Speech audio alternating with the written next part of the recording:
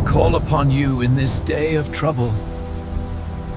ఈరోజు దేవుని వాగ్దానం, ఆపద దినమున నన్ను మొరపెట్టుకొనుము, నేను నిన్ను విడిపించెదను, నీవు నన్ను మహిమపరచెదవు. కీర్తనలు 50:15.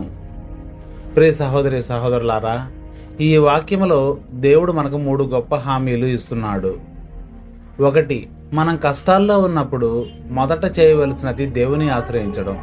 మన బలం, మన సహాయం ఆయన నుండే వస్తుంది. భయం, బాధ, అప్పులు, అనారోగ్యం, ఏ ఆపద వచ్చినా కూడా ఆయనను పిలవమని చెబుతున్నారు. అలాగే 2, దేవుడు కేవలం వినడమే కాదు, చర్య తీసుకుంటాడు. ఆయన సమయంలో మన ఇక్కట్లు తొలగిస్తాడు. కొన్నిసార్లు పరిస్థితిని మార్చి, కొన్నిసార్లు మన హృదయాన్ని బలపరిచి మరీ విమోచన ఇస్తాడు. 3, దేవుడు చేసిన ఈ ఉపకారాన్ని గుర్తించి ఆయనను కీర్తించడం మన బాధ్యత. సాక్ష్యముగా చెప్పడం ద్వారా మరెవరికైనా విశ్వాసం కలుగుతుంది. ప్రియులారా, ఆపదలు మన జీవితంలో శాశ్వతం కాదు. అవి దేవుని దగ్గరికి తీసుకువెళ్ళే అవకాశాలు. మనం మొరపెట్టుకున్నప్పుడు ఆయన సమాధానం ఇస్తాడు. మన కన్నీరు కీర్తనగా మారుతుంది.